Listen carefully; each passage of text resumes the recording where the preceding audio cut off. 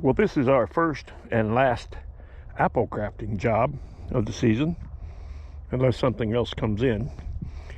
We've done some pears, but primarily we do cherries because the other grafters are afraid of them.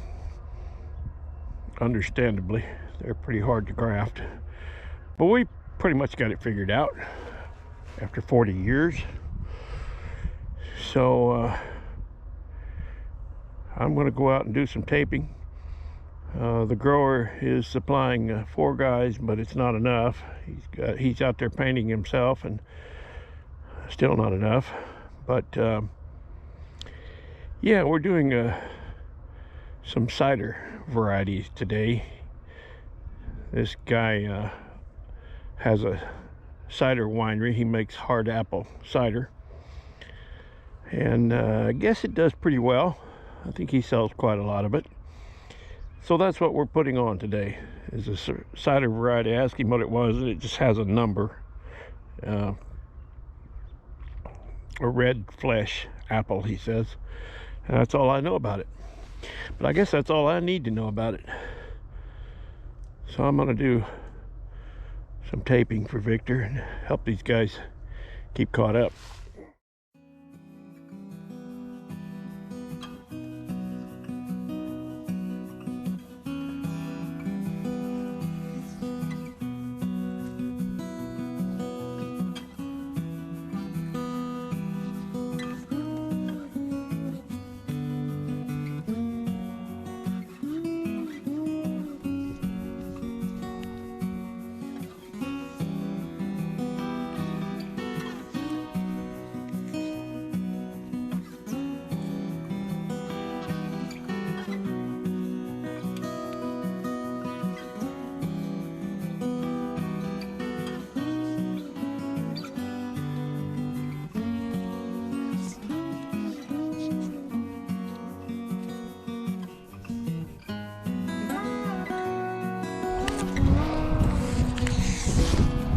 The tape supports the graft. It also keeps the paint from getting down into the cambium layer. That's a no-no.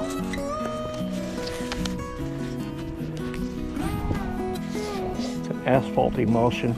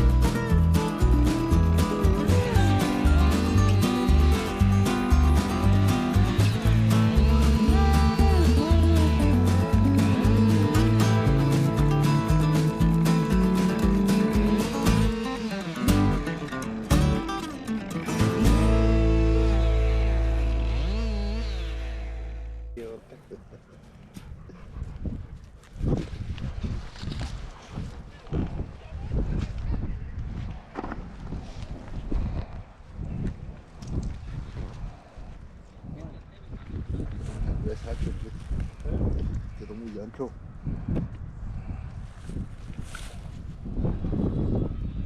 Pero no está muy ancha la cortada.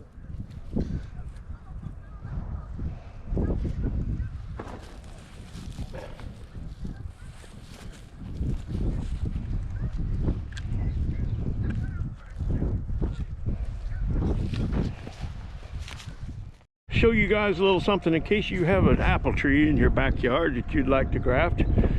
I'm going to show you what not to do and then what to do. When you have trees this big, you don't want to stump them. You don't want to come in and cut them off down here. The reason for that being there's so much root system there, and it produces so much sap. When the sap comes up in the spring, when the soil temperature reaches 50 degrees, that sap starts to come up, and if you cut that off and graft it down there, you're going to flood the grass, and they just sit there in that sap and they sour. And what you want to do is cut it above a lower limb. You see that limb on the left hand side, you leave that, cut it up above that, cut it up here and make your graft, and leave that for a nurse limb, and that takes some of that excess sap. It gives it some place to go. That would be an excellent nurse limb here on the right hand side of that one, and you'd graft it right above that crotch, and that gives all that water somewhere to go. Now, they didn't do that here. This is not our job.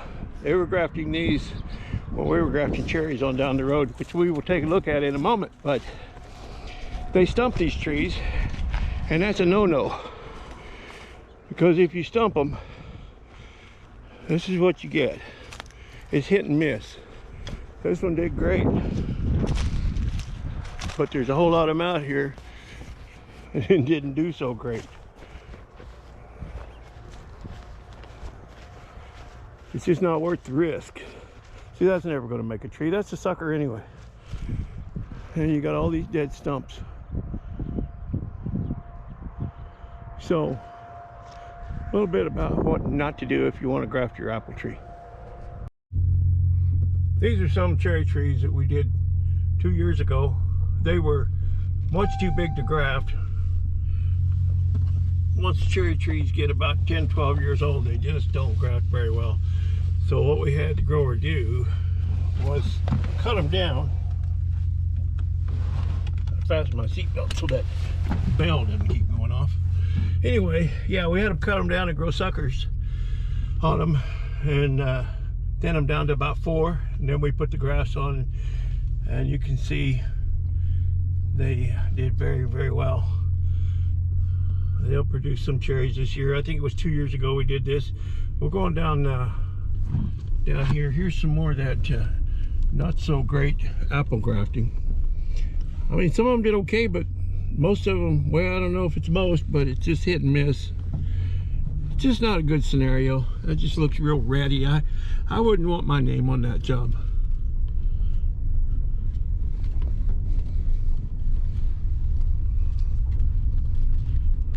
Okay, let's go down here. We did about 3,600 trees, I think. The guy said he had 10,000, but farmers can't count. They don't know how many trees they got. They never know. Anyway, that's another block that we did. So you can see pretty long rows here all the way over to that road.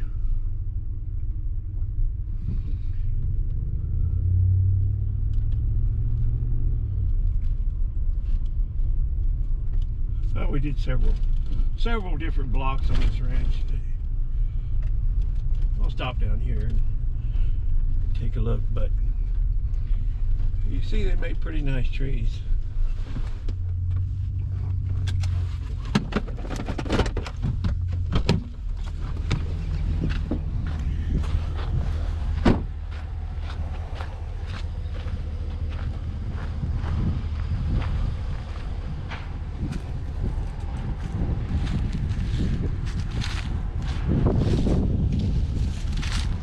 see the graft union here, grafted here, here, over here, and right here. Well, you can barely see it, but the tip of the sign right there. Always put that little bit of black paint on the tip so it doesn't dry out, and then it's just engulfed the whole limb.